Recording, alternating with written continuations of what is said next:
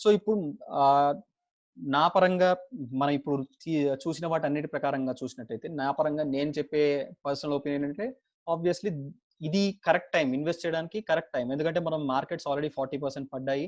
ఇంతకంటే ఇంకో 10% పడొచ్చు. కానీ ఖచ్చితంగా బాటమ్స్ పట్టుకోవడం అనేది దాదాపు ఎవ్వరు చేయలేరు కాబట్టి, మనం మెల్లమెల్లగా ఇక్కడి నుంచి స్టార్ట్ చేయడం అనేది ఒక బెటర్ వే అన్నది నా ఉద్దేశం. యెస్, మనం ఒకవేళ నిజంగానే మీరు నాతో ఏకీభవించితే ఎక్కడ ఇన్వెస్ట్ చేయాలనేది చాలా పెద్ద క్వెషన్. ఎక్కడ ఇన్వెస్ట్ చేయాలి? ఎట్లా ఇన్వెస్ట్ చేయాలి? ఎందుకంటే ప్రతి ఒక్కళ్ళకి మార్కెట్‌లో ఆహ్, ఈ నాలెడ్జ్ గానియండి, అవగాహన గానియండి, దానికి సంబంధించిన సబ్జెక్ట్ కానియండి తెలియకపోవచ్చు. టైం గూడా ఉండకపోవచ్చు. ఇప్పుడు చాలామంది ఇప్పుడు ఇక్కడే చూసుకున్నట్టయితే ట్రేడర్స్ చాలామంది ఓన్లీ ట్రేడింగ్ చేసేవాళ్ళు కొద్దిమంది ఉంటారు. అట్లా కాకుండా వేరే వృత్తులు చేసుకుంటూ, బిజినెస్ చేసుకుంటూ, జాబ్స్ చేసుకుంటూ, ట్రేడ్ చేసేవాళ్ళు, ఇన్వెస్ట్ చేసేవాళ్ళు చాలామంది ఉంటారు. సో, ఎలా ఇన్వెస్ట్ చేయాలి? ఎక్కడ ఇన్వెస్ట్ చేయాలని తెలుసుకోవాలంటే ఫస్ట్ మన రిస్క్ లెవెల్ ఏంటి? మనం ఎలా మార్కెట్‌లో చేయగలం అన్నది చాలా ఇంపార్టెంట్. సో, ఫస్ట్ క్వెషన్ మనం ఏసుకోవాల్సిందేంటంటే మనం మార్కెట్‌లో టైమ్ స్పెండ్ చేయగలమా? ఎంత వరకు టైమ్ స్పెండ్ చేయగలం? మనం దాని గురించి కొంత నేర్చుకోగలగడం, దాని మీద కొద్దిగా టైమ్ స్పెండ్ చేయడం, దాన్ని ఖచ్చితంగా కొద్దిగా రెగ్యులర్‌గా మానిటర్ చేయగలగడం, ఇవన్నీ మనం చేయగలిగినట్టయితే మనం డైరెక్ట్‌గా స్టాక్స్‌లో ఇన్వెస్ట్ చేసుకునే అవకాశం ఉంటుంది. లేదు ఇవన్నీ మనం మామూలుగా చేయలేము అనుకుంటే, obviously better way of investing is mutual funds. ఎవరైనా త తను మార్కెట్‌లో ఉండి కాస్త టైమ్ స్పెండ్ చేసి కొంత నేర్చుకొని మార్కెట్స్ గురించి, ఏదైనా స్టాక్స్‌లో ఇన్వెస్ట్ చేయాలంటే ఆ స్టాక్స్ గురించి చదివి, ఇవన్నీ చేయగలిగిన వాళ్ళు ఆబ్వియస్‌లీ డైరెక్ట్‌గా వాళ్ళంతట వాళ్ళే స్టాక్స్‌లో ఇన్వెస్ట్ చేయొచ్చు. లేదు మనం ఇంత టైమ్ స్పెండ్ చేయలేము, కాస్త ఇది మనకి తెలుసుకోవడం కష్టం, మనకు వేరే వాటిల్లో ఎక్కువ టైమ్ స్పెండ్ చేస్తాం అనుకున్నప్పుడు మ్యూచువల్ ఫండ్స్ అనేది బెటర్ వే. ఎందుకంటే రిస్క్ తక్కువ ఉంటుంది. దాన్ని వేరే వాళ్ళు అంటే ఆ సమయాన్ని వెచ్చించగలిగిన వాళ్ళు పెద్ద పెద్ద ఫండ్ మేనేజర్స్ దాన్ని మేనేజ్ చేస్తారు కాబట్టి అది better way of going ahead with the investment. మళ్ళీ మ్యూచువల్ ఫండ్స్‌లో గూడా మనకి డిఫరెంట్ కేటగరీస్ మేజర్‌గా తీసుకుంటే 3 మెయిన్ కేటగరీస్ ఉంటాయి. లో రిస్క్ ఆర్ కన్జర్వేటివ్ ఫండ్స్ ఉంటాయి. మీడియం రిస్క్ ఉన్నవి, హై రిస్క్ ఉన్నవి. ఇప్పుడు లో రిస్క్ ఫండ్స్ ఏంటంటే డెట్ ఫండ్స్ సాధారణంగా గవర్నమెంట్ డెట్స్ కానియండి లేదా ఆహ్, కార్పొరేట్ డెట్స్‌లో గూడా బెటర్ క్వాలిటీ కార్పొరేట్ డెట్స్ ఉన్న ఫండ్స్ ఉంటాయి.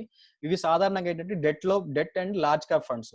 లార్జ్ క్యాప్ ఫండ్స్ కొంత డెట్‌లో కొంత ఇన్వెస్ట్ చేస్తాయి. వీటి వల్ల ఒక అడ్వాంటేజ్ ఏంటంటే రిటర్న్స్ హెవీగా రాకపోవచ్చు. బట్ కన్సిస్టెంట్‌గా రిస్క్ తక్కువతో రెగ్యులర్‌గా వస్తుంది.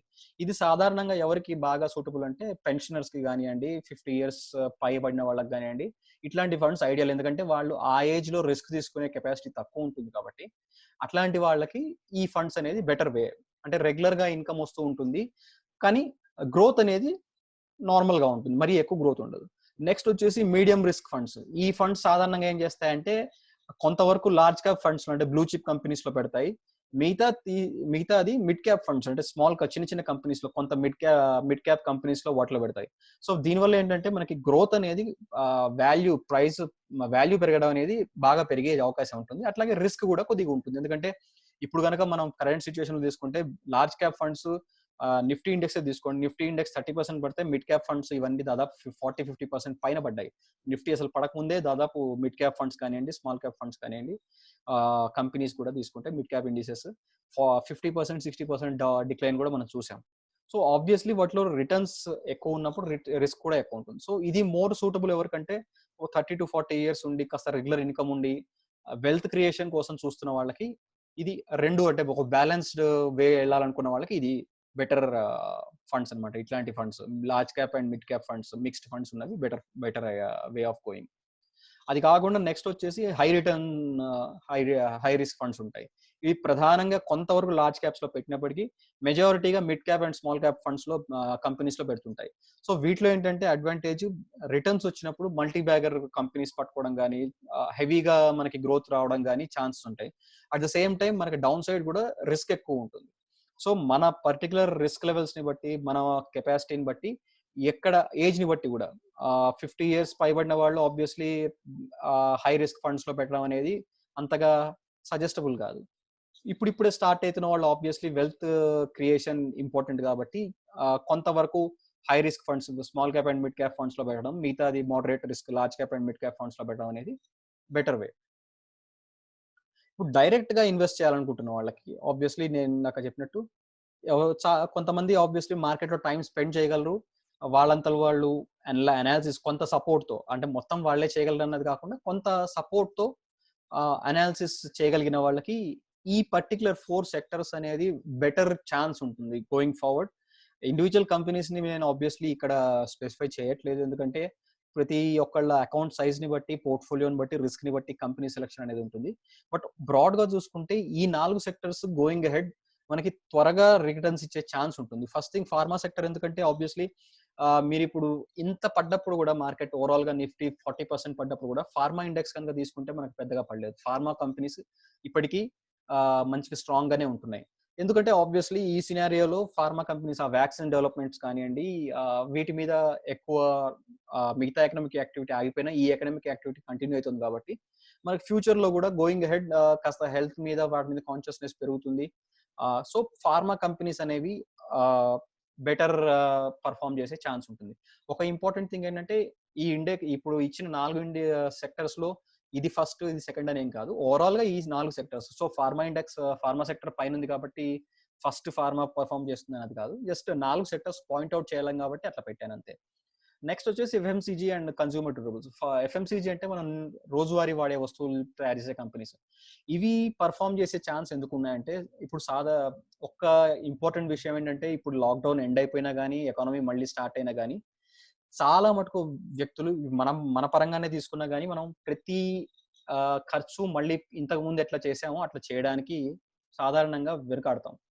ఎందుకంటే అన్‌సర్టెనిటీ అనేది కొద్దిగా పెరిగిపోయింది. మనకి ఫ్యూచర్‌లో ఎలా ఉంటుందన్న ఒక చిన్న టెన్షన్ ఉంటుంది గాబట్టి, భయం ఉంటుంది గాబట్టి, చాలా మంది డబ్బుని వీలైనంత వరకు అనవసరమైన ఖర్చులు తగ్గించుకోవడానికే ప్రయత్నిస్తారు గాబట్టి, నిత్యావసరాల వస్తువులు ఇట్లాంటివి ఎస్పెషల్లీ ఇప్పుడు మనం కొన్ని కంపెనీస్, బేసిక్ కంపెనీస్ తీసుకోవాలంటే డాబర్ లాంటి కంపెనీ అనుకోండి, లేదా హిందుస్థాన్ యూనిలీవర్ ఇట్లాంటి కంపెనీస్, ఎందుకంటే వీళ్ళు సబ్బులు ఇవన్నీ బేసిక్ మనం రోజు వాడే వస్తువులు తయారు చేస్తారు కాబట్టి అవి అవాయిడ్ చేయలేం కాబట్టి ఖచ్చితంగా ఈ కంపెనీస్ కి బిజినెస్ అనేది వస్తూ ఉంటుంది.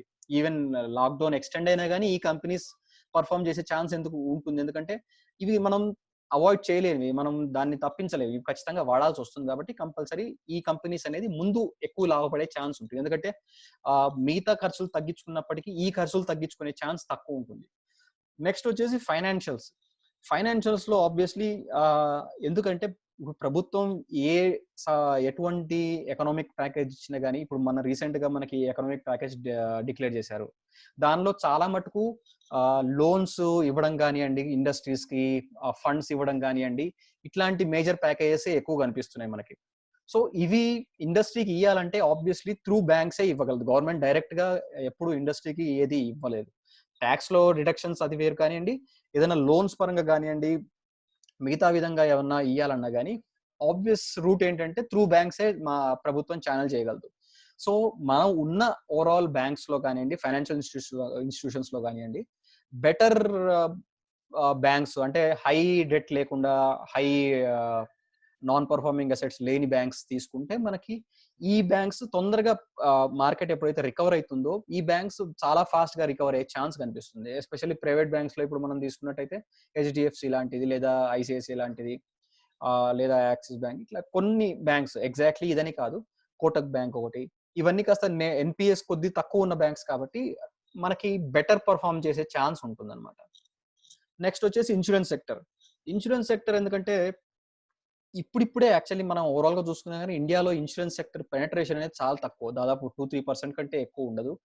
చాలా మందికి ఇన్స్యూరెన్స్ అనంగానే ఏదో మనీ బ్యాక్ పాలిసీస్ ఇవి తప్ప హెల్త్ ఇన్స్యూరెన్స్ ఒక ఇంపార్టెన్స్, లేదా టర్మ్ ఇన్స్యూరెన్స్ యొక్క ఇంపార్టెన్స్ ఇప్పటిదాకా పెద్దగా పట్టించుకోలేదు ఎవరు.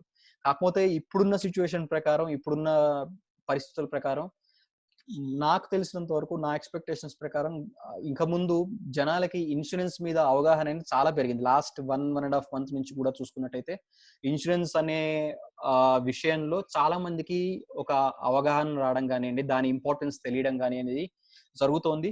ఇక ముందు గూడా దీని బయటకొచ్చిన తర్వాత కూడా ఈ యాక్టివిటీ అనేది బేసిక్‌గా పెరిగే అవకాశాలే ఎక్కువున్నాయి. ఇది లేకపోయినప్పటికీ నేను ఇందాక ముందు చెప్పినట్టు ఇన్స్యూరెన్స్ పెనెట్రేషన్ అనేది ఇండియాలో చాలా తక్కువుంది. 2-3% కంటే ఎక్కువ లేదు. మాక్సిమం 5% కంటే ఎక్కువుండదు. సో, మన మార్కెట్ పొటెన్షియల్ అనేది చాలా ఎక్కువుంది కాబట్టి ఇన్స్యూరెన్స్ సెక్టర్ అనేది యాస్ ఎ సెక్టర్ ఎస్పెషల్లీ ఇప్పుడున్న సిట్యుయేషన్‌లో చాలా పైకెళ్ళే మంచిగా పెర్ఫార్మ్ చేసే ఛాన్స్ ఉంటుంది. కాబట్టి ఇన్స్యూరెన్స్‌లో గూడా కొన్ని కంపెనీస్, ఏ కంపెనీస్ అనేది మళ్ళీ మనం పర్టిక్యులర్‌గా చూసుకోవాలి. ఎందుకంటే ఒక సెక్టార్ పెర్ఫార్మ్ చేసినంత మాత్రాన అన్ని కంపెనీస్ పైకెళ్తాయని గ్యారంటీ లేదు. సో, వితిన్ దట్ సెక్టర్ మళ్ళీ మనం స్పెసిఫిక్‌గా ఇండివిడ్యువల్ కంపెనీస్, ఏ కంపెనీస్ మంచిగా పెర్ఫార్మ్ చేస్తున్నాయి, ఏ ఏ కంపెనీస్‌లో పెట్టొచ్చనేది మళ్ళీ అదో next question. But as a sector బ్రాడ్‌గా ఈ 4 సెక్టర్స్ ఇమ్మీడియేట్‌గా రికవర్ అయ్యే ఛాన్స్ ఎక్కువ కనిపిస్తాయి. మార్కెట్ రికవరీలో ఆహ్, ప్రధానంగా అంటే ఫస్ట్ రికవర్ అయ్యే ఛాన్సెస్ ఈ కంపెనీస్‌కి ఎక్కువ కనిపిస్తున్నాయన్నమాట.